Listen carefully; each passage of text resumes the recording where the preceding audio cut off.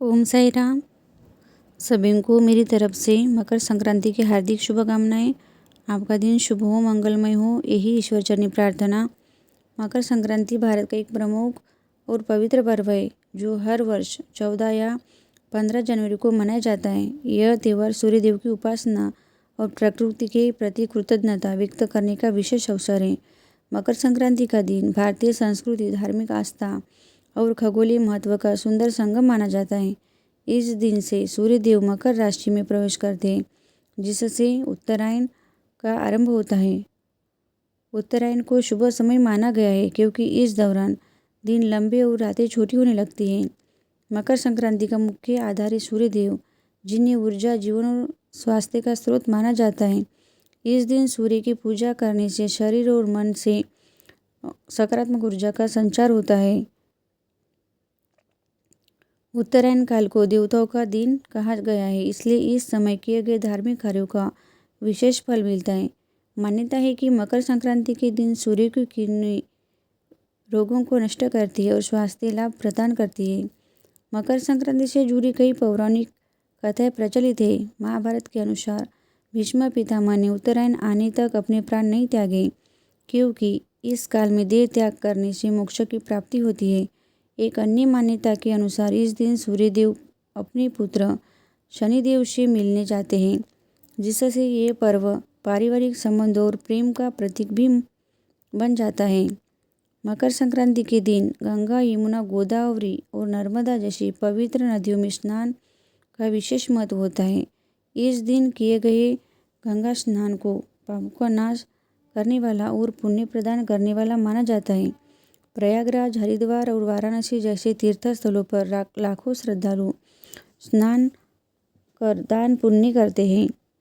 इसके साथ ही सूर्य को अर्घ्य देना और पूजा करना भी अत्यंत शुभ माना जाता है। मकर संक्रांति पर तिल और गुड़ का विशेष महत्व है। तिल गुड़ का सेवन शरीर को ऊर्जा और गर्मी प्रदान करता है, जो सर्दियों के मौसम में बहुत लाभकारी होता है। इस दिन लोग तिल गुड़ के लड्डू, चिक्की और मिठाइयाँ बनाकर एक दूसरे को खिलाते हैं और कहते हैं, तिल गुड़ खाओ, मीठा मीठा बोलो। यह परंपरा आज समाज में प्रेम, मधुरता और सद्भाव बढ़ाने का संदेश देती है। मकर संक्रांति पर पतंग उड़ाने की परंपरा इस पर्व को रंगीन और आनंदमय बनाती है। खुले आकाश में उड़ती रंग बिरंगी पतंगें उत्साह और खुशी का प्रतीक है। पतंग उड़ाने के दौरान लोग धूप में रहते हैं, जिससे शरीर को विटामिन डी मिलता है। गुजरात और राजस्थान जैसे राज्यों में इस अवसर पर बड़े स्तर पर पतंग महोत्सव आयोजित किए जाते हैं। भारत के विभिन्न राज्यों में मकर संक्रांति अलग अलग नामों और परंपराओं के साथ मनाई जाती है। गुजरात में इसे उत्तरायण कहा जाता है, तमिलनाडु में पोंगल, पंजाब में लोहड़ी, महाराष्ट्र में तिलगुल संक्रांति और असम में माघ बिहू के रूप में मनाया जाता है। भले ही नाम अलग हो, लेकिन सभी जगह इसका उद्देश्य प्रकृति के प्रति धन्यवाद और नई शुरुआत का उत्सव मनाया जाता है।